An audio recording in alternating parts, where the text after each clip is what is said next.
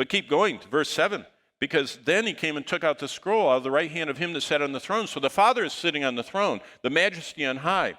We don't see anything. It says there's color of carnelian and jasper and all that, and the rainbow of emerald and all that, and all the lightning and the thunders are pealing and the fire and all the glitter and everything, but we don't see any face because God is a spirit.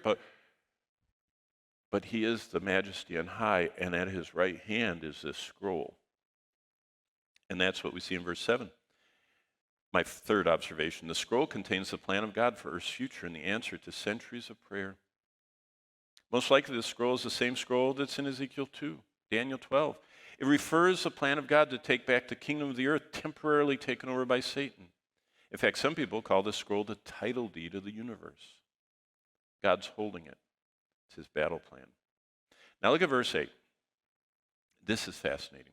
Now when he had taken the scroll, and the 4 living creatures and the 24 elders fell down before the Lamb. That's why you need so much room.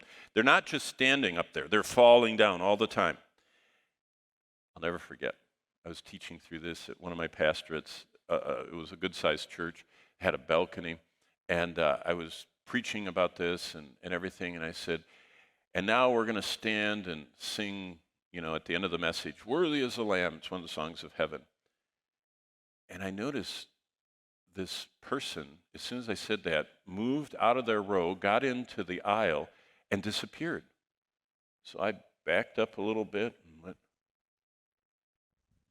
They were laying down in the aisle like this. They said, "I want to be like the people in heaven." I thought, now there's a person that wants to do, not just be a hearer, but a doer. And for the whole time, we sang, "Worthy is the Lamb."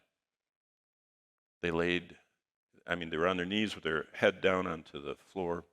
And I thought, wow, that is not normal. We like to be spectators, but in heaven we're all participants. But look what it says in verse 8. Fell down before the Lamb, each having a harp and golden bowls full of incense, which are what? What does it say at the end of verse 8? What are the bowls of incense containing? The prayers of the saints.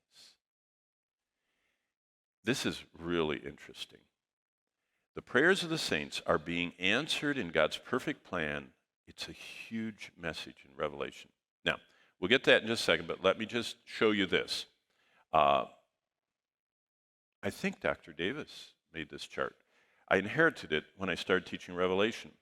He probably has a better version of it, but I inherited it many years ago. This is all the songs of Revelation. They start in chapter 4. Who is offering, well, not songs, worship. By the way, angels don't sing, as you well know. Angels don't sing. The last time they sang was at creation. They haven't sung since until the conquest of the universe comes back. They say, they don't sing. So be real careful. It never says in the Bible angels are singing, except in Job at creation. But they're offering worship, the 4 living creatures, the 24 elders. Then it's the 24 elders and the 4 living creatures. Then it's many angels. Then it's every creature. Then it's the martyrs. See, we're going through, and heaven is punctuated before the throne with all this worship offering.